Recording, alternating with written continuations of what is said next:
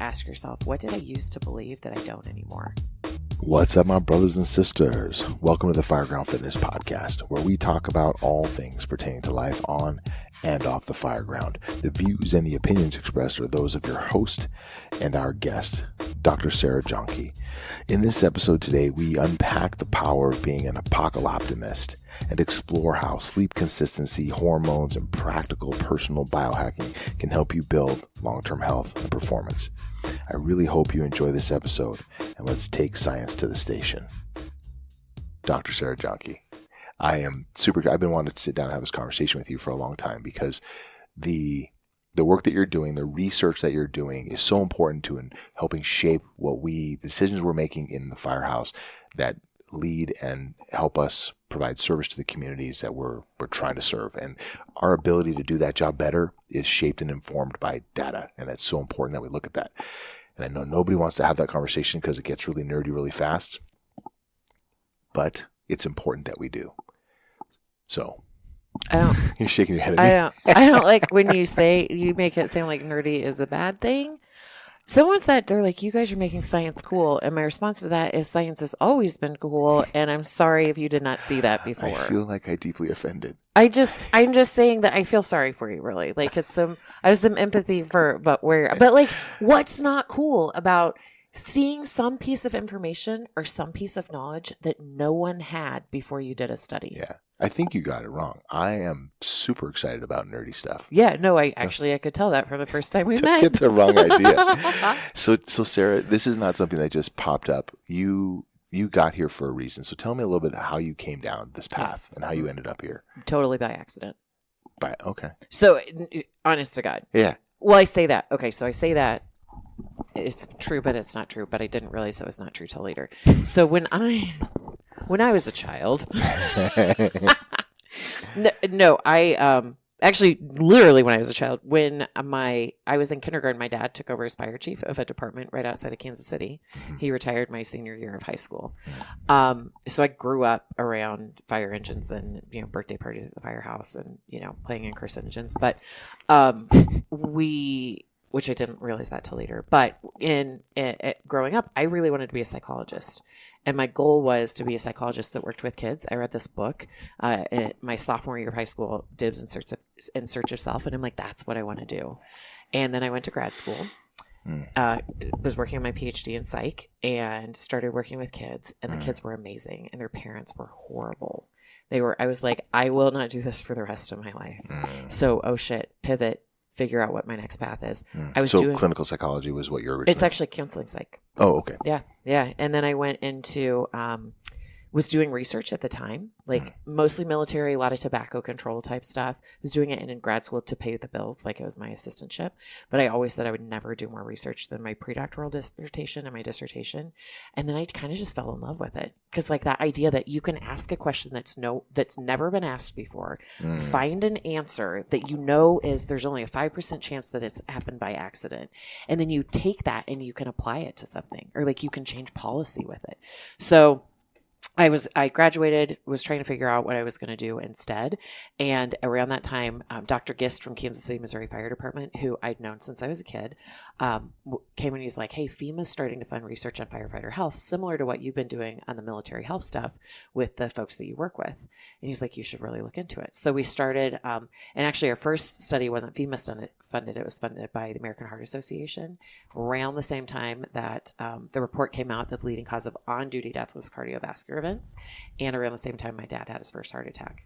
So for me, I had this moment of like, oh my God, this could be like, and it's been interesting to see how my career's tracked with like things that my dad's experienced. Like I kind of started to pivot into cancer when dad got some melanomas removed. So it's been kind of an interesting process. But does that personal component of it really like push you? Yeah. Oh, 100%. Yeah. 110%.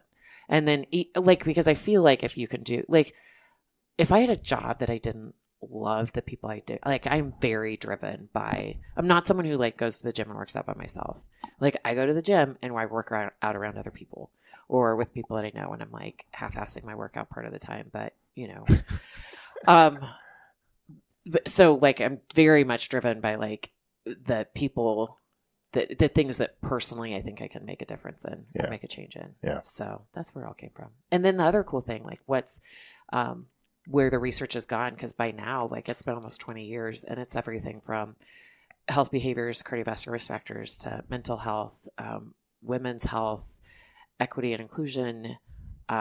We're doing a study on sleep right now, and it's all really followed like what the research said from one study. It's grown into the next. And then also like people in the fire service will be like, hey, what do you know about? And I'm like, there's nothing out there. So let's study it. Insert nerd laugh, right? Right. Yeah. So, well, I think you've found a collection of other nerds out there who are willing to do this work with you, which I think is fantastic. It's amazing. And yeah, it's almost like you create, well, what it seems like to me, tell me if this is real. Okay. Like you created a space and said, hey, we're going to start doing research. Anybody else interested in this? And people are like, I want to see more about that. Yeah. Would you say, does that kind of depict it? I think people give me too much credit. I do. I think because everyone's like, oh, you created this. Like, no, I think there's the opportunity. And like, who doesn't want to study the fire service? Like, it's a great group to work with. It's a fun group. It's rewarding in terms of like engagement with the folks in the fire service. Like, right. If I had to do a job when we first started doing this, so the first couple of cohort studies that we did, a ton of time just sitting in, like the first one was Missouri Valley region, but 23 departments, right? I think the American Heart Association project was, I think we were about 30 different departments, career, volunteer, like FDNY to Oakland to Oaks, North Dakota, where we were hanging out and doing a potluck.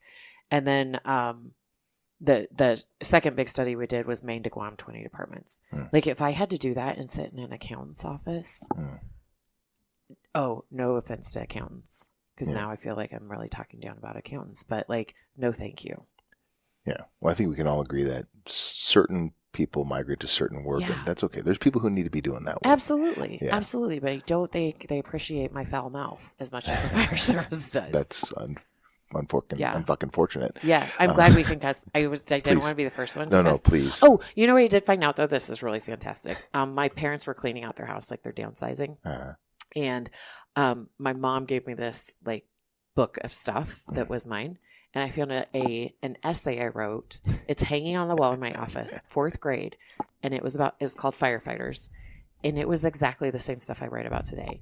Like, firefighters need to be healthy. Men and women can be firefighters. Hilarious. Like, all the same stuff I'm still researching. It's a dangerous job. You can be injured, but there's ways to be better. And I was like, oh my God, this is actually, I'm just doing the same work I did. You just kind of came full circle. Yeah. Doing the same work. Well, so what's interesting about that is that here's some things that you were saying as a 4th grader that are intuitive, and yet we in the fire service, I'm going to just use this kind of the collective, can have a tendency to disregard the simple things that are so important. Yes. So, as you think about, the research that you're doing or that your counterparts are doing, where do you see us missing the mark, and why are we so resistant as an industry? So that's a great question. And I would challenge back that I don't know that the industry is as resistant as we sometimes say. Well, here we are at the Science to the Station conference, surrounded by like-minded individuals who are embracing the magic. And it's interesting because I feel like, in different spaces, that's not always the case. Yeah. But that's just my experience. And so say more. Okay. Love to follow me on this. I will. I'm glad that we're doing this in person, because otherwise my hand movements, I know everyone else can't see it, but I feel you. The fact that we had a conference, right? So we're at Science to the Station conference talking about firefighter health and wellness. And we had almost 500 people register for this, show up, and to the person, everyone's like, I got some great stuff. I met someone that I didn't know. I'll be back next year. Like, this is why I say that we're it's not going to change overnight. But I think, the book, did you ever read the book, The Tipping Point? Oh, yeah. So I think we're at that point. I think that we are at the critical mass now. Like, there are going to be the people at the other end. There are going to be the assholes that are like, oh, yeah, I will never fucking change. Okay, then don't. You'll die earlier, and the rest of us will fill your spot. But I think we're at that point. And I think that if you think about where things were even 10 years ago, 20 years ago, like when I first started this research, there are topics that were completely off.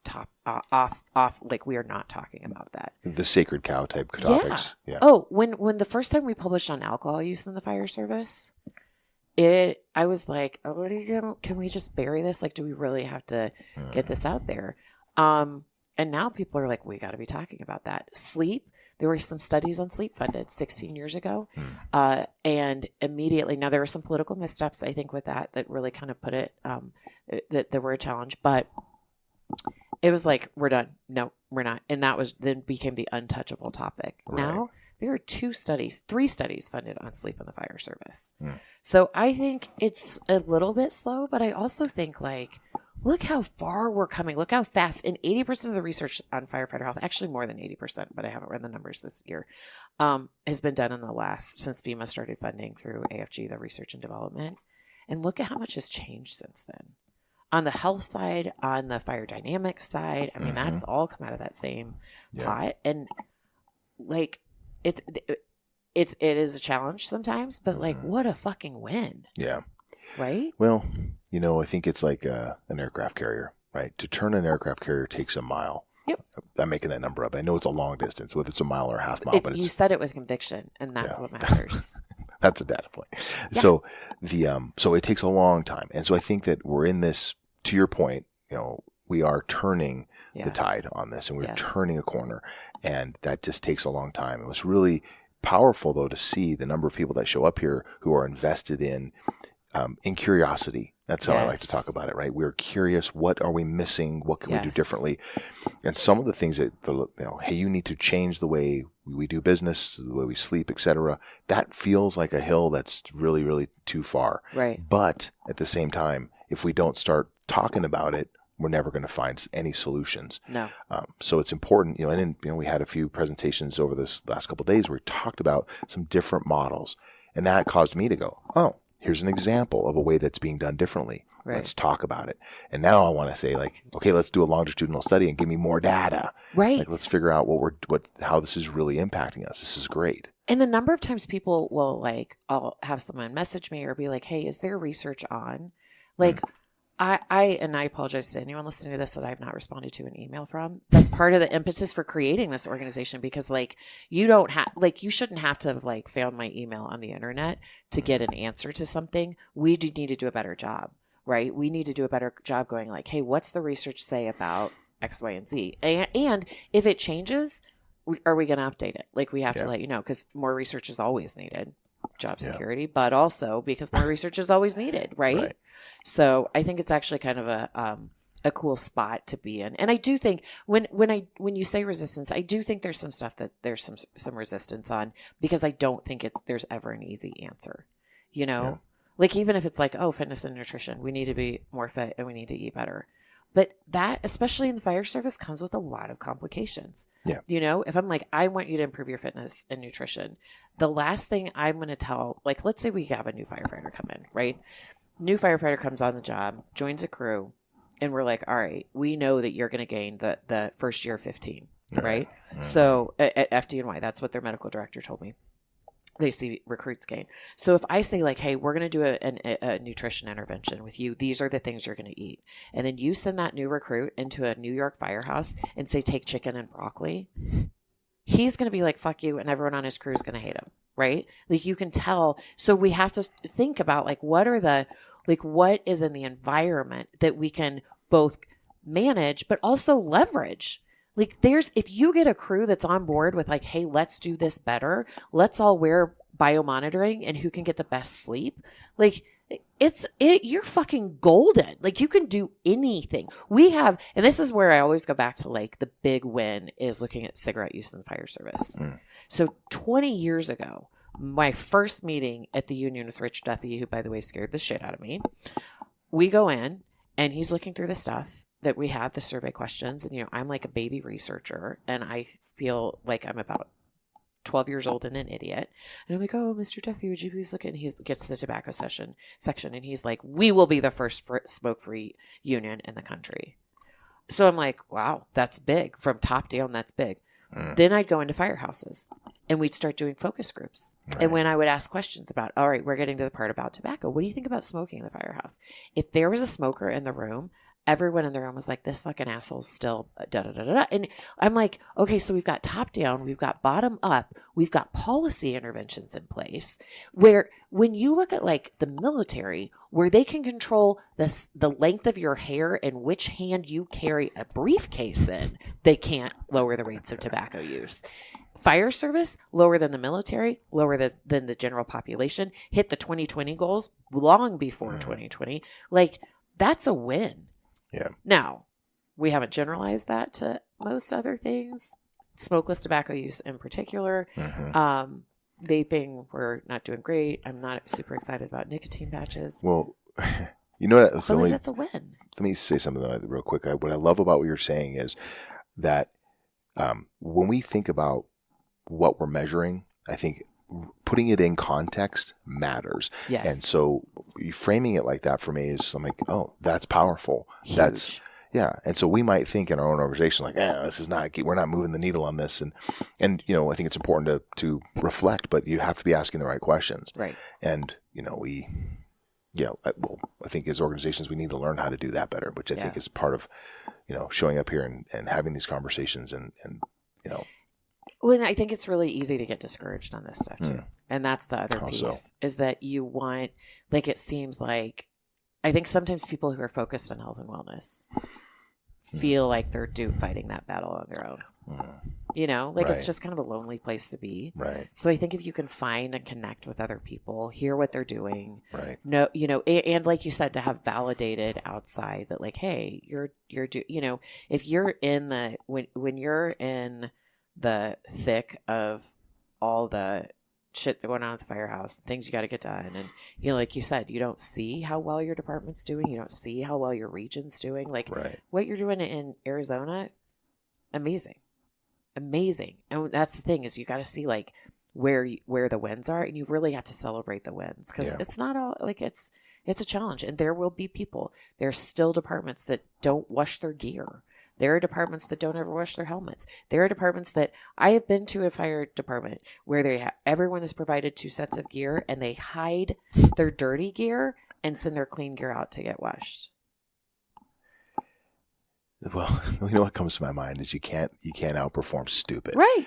And so I had a boss tell me once, he says, hey man, I can't care more than you do. Yes. And I think about that in terms of like, that's got to be pretty discouraging as a researcher who's like, look at this. We can see how problematic, insert whatever problem it is, right? Tobacco use and carcinogens and yada, yada, yada, eating habits, etc. We can see how toxic this is for us as human beings, and as firefighters in particular. And they're like, meh, I don't care about that. And yet that's got to be really discouraging to be pointing out this valuable information and people being like, yeah, I don't care about that. Yeah.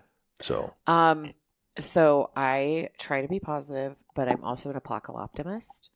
Wish Rhonda Keller taught me that word, and it's amazing. Like, no matter how shitty things seem in the moment, I try to always think that, like, at the end of the day, we're going to do. Okay, so say that word one more time, a little slower. Apocaloptimist. Okay, I love it's fantastic, isn't it? It's a great word. I heard you say that once before, and I love it. It really, and it did make me think, like, when she explained it to me, I'm like, oh my God, yes, that's what I want to be. Like, that's what I'm what does that word mean to you? Unpack it a little bit. So that, like, looking at it, like, in the moment, even when everything seems like shit and everything seems like the apocalypse is headed our way, like, I'm going to be optimistic that there's going to be something good here. We're going to figure something out. There's going to be good out of this. And I do think, and I say that, like, I'm all like, oh, little Miss Mary Sunshine. Or Polly, do you know who Pollyanna is? Yeah. Other people don't know that. Yeah, I've heard that expression a bunch of times. People are like, what are you talking about? It's like the little girl, you know, who fell out the window. Anyway, I'm off track. I know you think I have you ADHD. feel a little bit Pollyanna. I get it. But also, I think, and I do get frustrated. And there are times where I'm like, you know what? I had a time recently where I just kind of like went off, and I was like, fuck that. You know, like, I was Kepper was probably like, oh my word, bless your heart.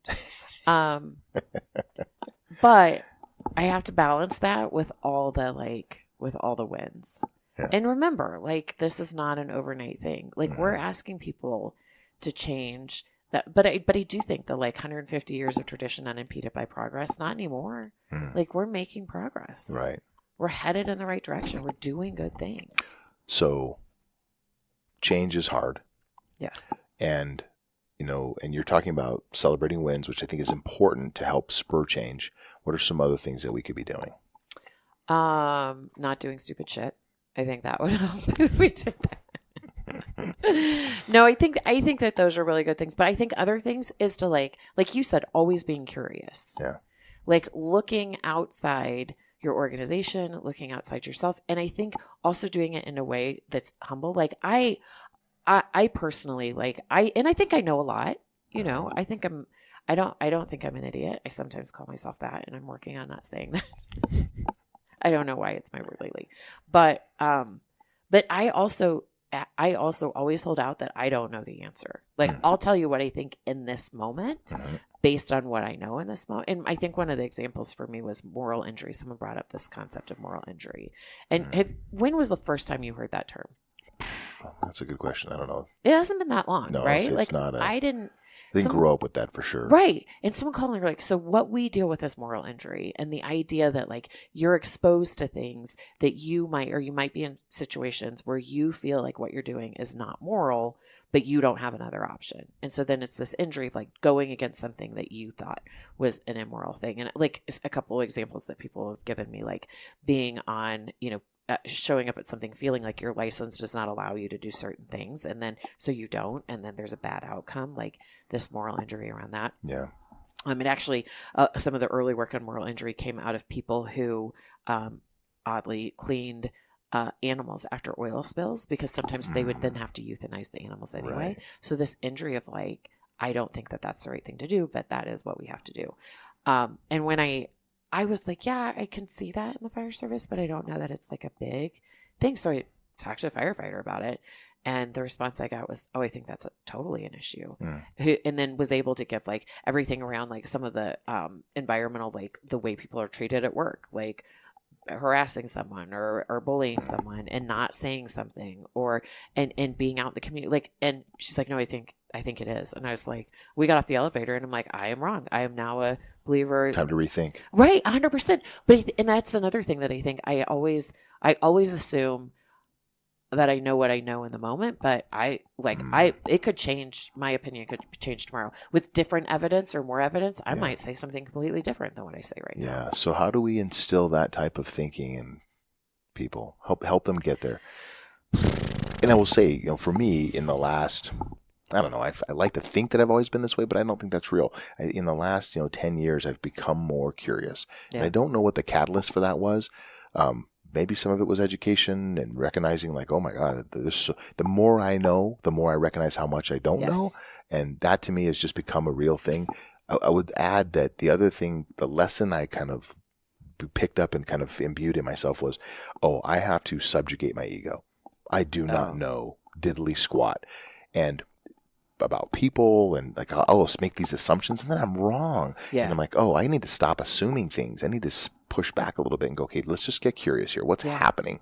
And that's just something I've learned how to do through whatever. But I think that's like we need more people to be doing that more routinely. Do you think the podcasting has helped? Yeah, well, I think part of to a certain degree, because for me, the podcasting is a manifestation of that, right? It's me saying, I want to ask questions. Tell me more. And I want to hear different perspectives. And, so I think for sure.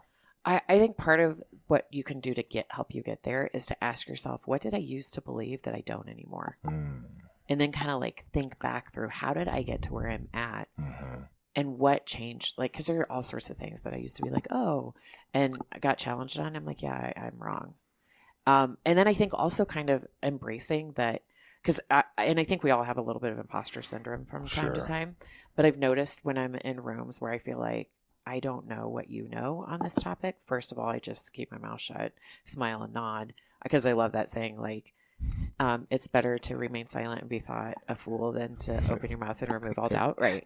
So I just do a lot of like smiling and nodding, but like in those moments, I used to like really take those and feel horrible about it.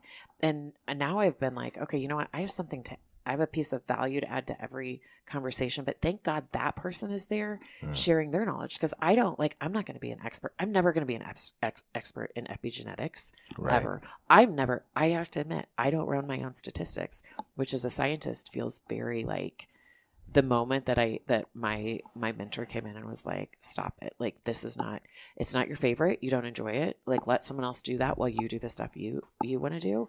And Play I was to your like, strengths. And yeah. But I was like, why am I beating it in my head? Oh, the other thing, if you listen to, and I say listen to because it's a great book on audio tape, is the Green Lights book. Oh yes, I've listened to that. Oh my God. Yeah. So amazing to think through, like, find your path and part of that, I think, is respecting and appreciating that your path is not everyone else's path. So you don't have to do all the things because other people are doing the other pieces. And I do, like, Frank Lieb always says, like, there's always room at the table. And I do think that's what I think the beauty of being open to everyone has a different value and a different perspective and a different, it's awesome. Well, you talk about going into any kind of incident and you come out of the incident and if you ask each person there what they saw, you're going to get a different recollection of that story. And they're all true. Right. From their perspective. Right. Yeah. And so I think that's a fascinating thing to remember is that, when we started introducing fire dynamics in the Phoenix Fire Department, there were people like, dude, that's garbage. Yeah. In my experience, I've witnessed all this. Yes. And so which is valuable information to have, but it's not, it offers a limited perspective. But you take all these different perspectives, you put it all together and say, okay, well, what's the next question we have to ask? Right. And I think that's the important part is to say the operational context is changing. And that's one thing about fire dynamics that shocked me the most was there was a point in time when we came to understand that, we need to see this differently. And everything that we thought we knew, we need to reconsider.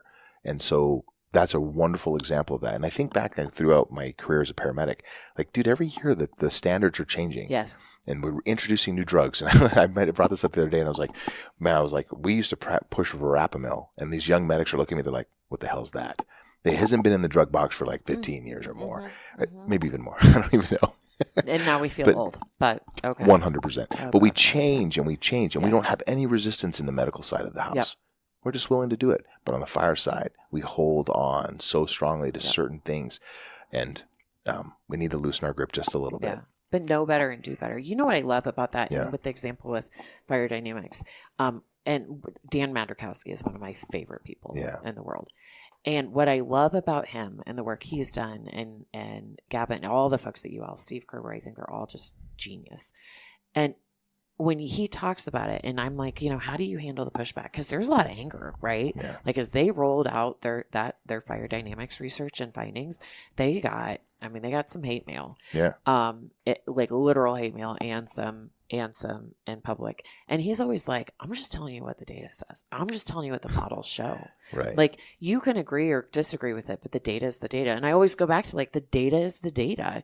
Yeah. And you might have a different experience, but then that means that your experience is not the answer to this question is different than what, and we need to integrate it. But, and Dan just is like, shows up with such humility on like, this is what it is. Data's the data. Yeah. So where do we go from here? So if we have all agreed, everyone in the fire service is going to agree that we need to be more curious and we need to have thoughtful consideration for what change would look like, set our egos aside, all the things we just talked about, right? Yeah. We're going to put our propeller hats on and we're going to pay attention and we're down for the data. That's so happy. Let's talk more about that. In utopia land, right? Yeah. So if we're there, what are some of the emerging items that we need to be looking at? That is a great question. And I love that question because I think the answer has the answers are endless to that. But I'll tell you what I think I'm seeing right now. I think the kind of focus of the future right now and kind of looking ahead, sleep is super high on that list. Mm-hmm. And I know that I kind of get on my soapbox about that at times, but that's a good example of I used to think sleep was important, but not that important. And I was challenged. Young. Yeah, I know. I was an idiot. See, I did it again, but But I was actually on a podcast, and I was asked that question. I'm like, yeah, it's important, and I kind of danced around it because I'm like, I mean, I haven't read the literature on that in a bit, and I started digging into it, and sleep is the thing. So maximizing that. I also think biohacking, helping people to learn, because like we can do these big interventions, but I really think it comes down to how can you understand how this is impacting you and how to change it. Yeah. Because I can give you like, oh, you should do, big picture stuff like nutrition. You should eat whole foods. You should, those types of things. But like what actually works for you is going to be different than what works for me, even with sleep. Yeah. I hate to admit it because Matthew Walker and all the sleep researchers would tell you this is wrong. I go to sleep with my TV on. I know. But it works for you. For me, it works. Yeah. I think it's as much as we are all very, very similar biologically, we're all experiments of one. Yes. Right? Yeah. I've seen that. That's really true. Well, any of the studies we do, when we look at things, we're looking at the average. Right. You were looking at average change. And so if you look at the average change of like, mental health symptoms or something like that, we're looking at averages. But it could be that some people changed none and some people changed a lot. And at the end of the day, we're like, on average, people change midpoint. Right. Well, but that's, and there are like ways to account for that when you look at like standard deviations and stuff like that. But at the end of the day, like the average, none of us is the average. Right. All of us together are the average. So I think we can be driven by data, but then we also have to personalize it to ourselves. Right. So I think that's a big thing moving forward. So I think that, okay, so I want to say something about that. Yeah. But I want you to stay on track here. So sleep, biohacking. Yeah. ¿Qué más? Yeah.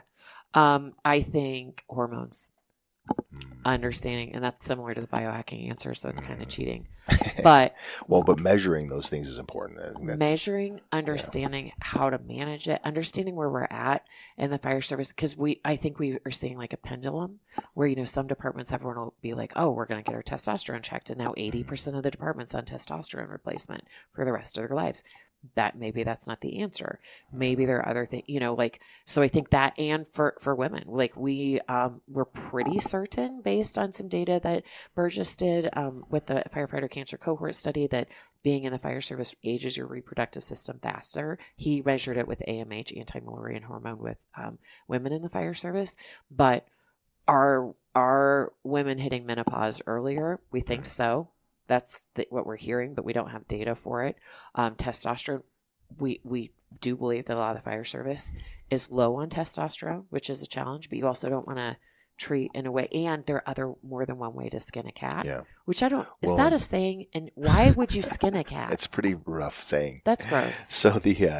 So I think what's interesting about that is that if we're saying, hey, testosterone is low as a metric, well, what's causing that? Because is it across the general population of men is testosterone low? Is that across the nation, or is this a fire service thing where we say, hey, sleep deprivation is creating hormonal changes that are pressing on our body, right? That are causing these... comes back to sleep, right? I don't think it's only sleep, but I think sleep's huge. And some of the like really basic studies on sleep. Well, so then this is where the wicked problem is. So we go, oh, hey man, data shows us sleep is a problem. Then you say, how do you structurally redesign the fire service or your fire department to improve sleep? And we talked to Joe Panino and I talked a little bit, and we may or may not have listened to that podcast already. So it's coming soon, or you've already listened to it. I don't know. I'm sure it was amazing. Either way, it was great. But we started talking about this idea of changing the hour at which we start the day. A very small change, but has profound impacts. And again, we talk about, okay, now let's talk longevity here, longitudinal study. Like, let's go to how long, what's this going to look like? But I think that's the thing, is not being afraid to reconsider what we're doing and making small changes or making big changes and recognizing that you can pivot. But saying, if we say that, what's really important to us is the way that we take care of the community. And the second most important thing is the way we take care of our people who are providing the service to the community. Then we have to do the things to support those folks. And if we recognize that sleep is causing all these problems for our folks, health issues that are long-term health issues, then we owe we have a responsibility. You say know better, do better, or if you better act. We can't sit here with that knowledge and do nothing. 100%. Yeah. But then what do you do? Like, because I always go back to And I've had people say like, oh, let's just do 8-hour shifts or let's do 12-hour shifts. So the challenge with that is someone has to be up in the night. Right. And shift work in and of itself is a probable carcinogen, possible carcinogen, one of the two. So someone has to be up in the night. So then I think we need to start looking at what can we do? And fire service is different than your residents, right? Because you can sleep. Should we be allowing tactical napping in the afternoon? Yeah. Yes. Research from Pitt shows, Daniel Patterson's work shows, And, you don't want to do like an hour and a half nap. You don't want to hit a whole REM cycle, but that short 20, 30-minute nap, caffeine nap even better. If you know you're going to be up at night, cup of coffee, 20, 30-minute nap, mid-afternoon, early afternoon. You don't want to do it too late. It's that kind of stuff. It's making sure that off duty, you're as consistent because this is so cool. I think it all is all cool. And I probably say that too much, but listen to this. There's actually, so most of the research historically has been on total sleep time. So are you sleeping enough, right? You don't want to short sleep. So you don't want to sleep under 6 hours. You really, most people on average need the 7 to 8 hours. Some normal curve, right? Some are going to need less. Some are going to need more. Pretty rare that you need less than that, looking at the biology of it. But there is now research looking at sleep consistency. So the chances I'm going to be asleep the same time today as I was yesterday, as I will be tomorrow. Independent, holding constant the total amount of time you're sleeping is a predictor of morbidity and mortality.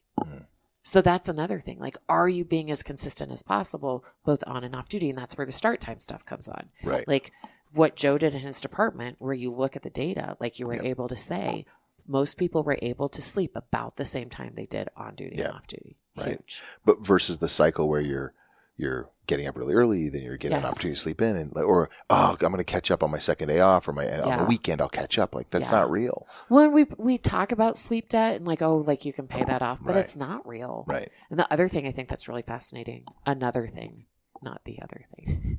I get really excited about science, but the other, which is probably why I'm a scientist.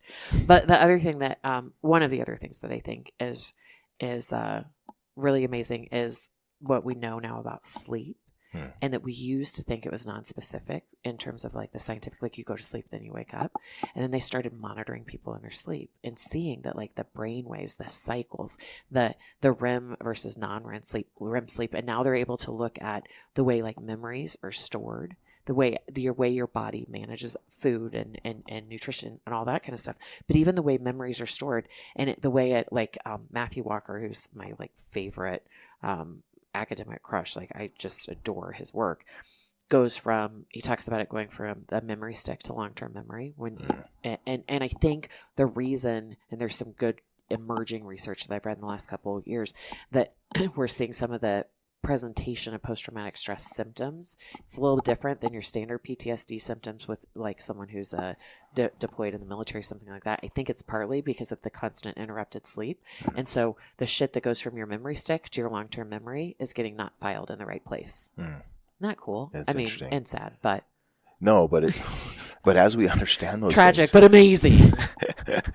The more we understand about it, now we can actually impact it versus just going, wow, I don't know how that happens. It just feels like shit. Yes. I just have these bad memories that are problematic for me. Right. Right. I know we're tight on time, so. Oh yes, because we have to go do our call to action.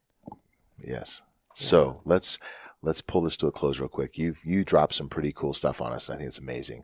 So what is, firefighters in the station today? Yeah. And, they're like, yep, I hear Sarah. This sounds really moving. Where do they go to get information that they can chew on that's bite-sized for them, that's actionable, where you don't have to be a PhD to be able to read it and understand it? Where do they go for that information? Are you like, is this like the softball lob where I say Science to Station's website? Well, I know it. Yes, it is. Like we created an organization for that. But, and we do have, like, we've got a lot of good resources on our website.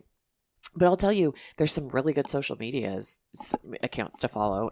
Ours are fantastic. I take no credit for them other than hiring a really great person. But like the First Responder Center of Excellence, they make sure all their stuff is evidence-based. I think all the primary research teams that have been grown to be pretty big in the fire service are really working on getting their stuff out. I think podcasts, like listening to podcasts, is a fantastic way to get the information. Thank you. It really is, because it's like I agree. And it makes it, if I say something stupid, you can be like, Sarah, that doesn't make any fucking sense. Like, right. We can talk it out. That. Yeah. Is there, is there a podcast? I mean, apart from Fireground Fitness Podcast, which, is not Evan's space, we're just talking, but is there a podcast out there that you recommend that is like a good, specifically juicy source? I think Aaron Zamdow's stuff, Better Every Shift, is fantastic. And I like his approach because it's not like we all have to go be CrossFitters tomorrow. It's like do a little bit better every shift, which is why it's titled that. Like his the title. Yeah. James Gearing does some really cool stuff. And he brings in some really cool scientists. Is his Behind the Badge or Shield. I'll look it up and put it in the show Shield. notes. Behind the Shield maybe or something like that. I don't know. Now I feel like an asshole. Yeah. Yeah. I'll find it and put it in the show notes. Yeah, thank you. That one's really good. Jim Bernica is really fantastic. I think his is through one of the fire engineering or one of the fire things. Okay. Yeah, those are some of my favorites. And then even like Matthew Walker has a podcast.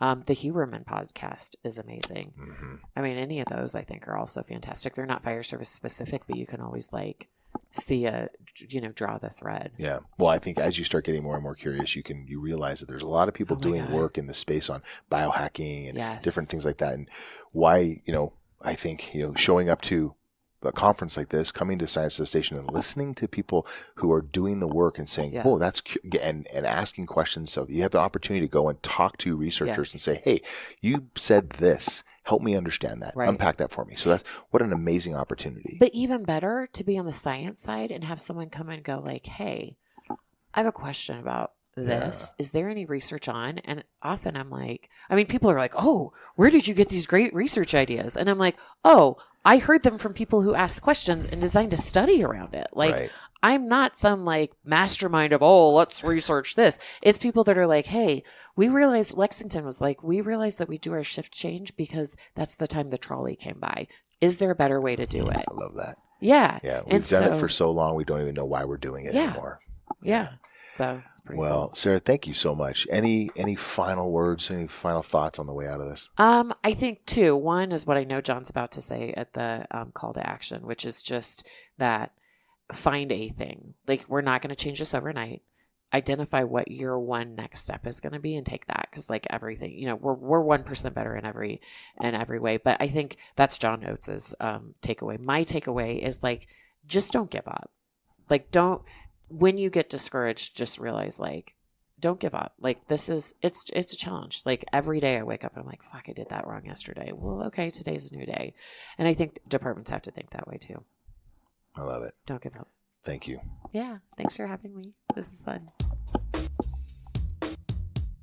That's all we have for today, folks. Thank you so much for tuning in. Thank you, Dr. Jahnke, for spending some time with us, imbuing some of your knowledge on us. And you mentioned a few podcasts I wanted to round up here. Behind the Shield, Better Every Shift, Jim Bernica on APS Radio, and the Matt Walker podcast. And the last one you mentioned was Huberman Lab. If you're enjoying this podcast, folks, go on out there, get over to Apple Podcasts, rate and review the podcast. That helps other people find their way here. And more importantly, if there's something that you're learning here, find a way to work it into your life, improve your health, your wellness, your performance, and the way you show up in the world and the way you show up for your friends and your family. Go on out there now. Keep getting after it. Get some.